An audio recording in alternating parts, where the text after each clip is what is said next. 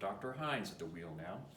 So I mentioned how we're going to use a piece of chromatography paper. And I'm actually going to kind of get a close-up here. I don't know that you can really see the texture of this, but this is, you can definitely feel texture on this. It's not the same thing as photocopy paper. It's more absorbent, but not as absorbent as like a paper towel. So what we're going to have to do is the samplers are going to be placed on this, and to get that made, this is where we kind of go into the procedure again. We've already got two pieces of paper cut out. They're the proper length. We know that they're going to fit in the beaker. That's why we've got that size. And now what I'm going to do is I'm going to come down here to step 5, and I'm going to use a pencil. I'm going to use a pencil, not a pen. Okay, when you make a marking with a pencil on the paper, it's going to stay on there. It's not going to move anywhere. If you use some kind of an ink, that mobile phase will make that ink move, whereas pencil will be permanent. So very important in our chromatography lab to use a pencil. So we've got that. Let's see, what does it say? It says mark a straight horizontal line approximately 1 centimeter from the bottom across the length of the paper. So I guess what I'm going to need to do is 1 centimeter from the bottom.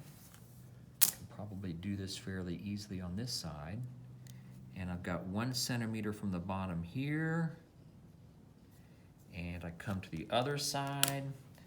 I don't know about y'all, but my ability to draw a straight line is not that great. So anyway, I've got 1 centimeter mark right there, and basically all across the bottom of the piece of paper. Got it there, and we got it there. Looks pretty straight. Actually, maybe I'm being a little bit too OCD here. I'm gonna twist it just a little bit. All right, so I got my pencil mark on here. And in the intro video, remember when I said that this is kind of like a marathon? You have a starting line where your samplers are going to be. So we're going to continue on with this. We've got the horizontal line mark, but now we've got to do these little vertical lines. Not only that, but we've got to label them with the types of samples that we're going to do. And we're kind of modifying the experiment a little bit. We know, we find out that this B2, it like decomposes on us. It's just not very good, not a very good diet to try. So we're actually not going to do that one. And I'm probably going to take the rest of these and slide them over a little bit. We're actually going to end up doing 2 different unknowns. So the markings that I'm going to do are more or less the same. I'm going to kind of shift them over a little bit, and so I can actually add a second unknown there. Now to get our vertical lines up here in step number 6, starting from left to right, right there, make short vertical dashes on the horizontal line about every 2 centimeters. And like I said, each of these little vertical lines that I draw, they're basically going to serve as a spot where these individual dyes and mixtures are going to be deposited. So after I make the vertical lines, and I'm just going to label them so that I want to know what's going to be on each of these little spots that I create. So I just take my ruler here. It's pretty straightforward.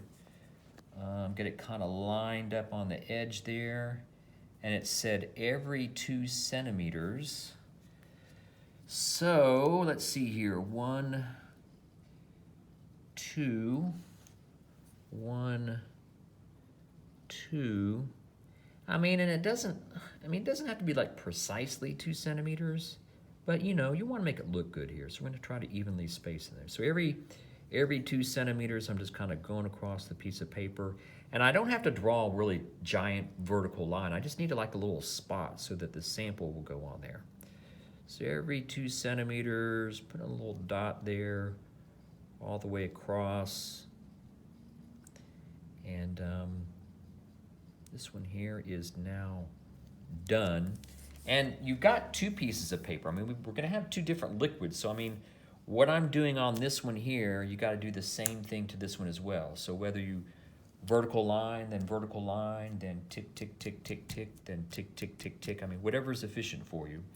I'm not going to do this one here now. I'm just basically showing you how it's going to get done with this one right here.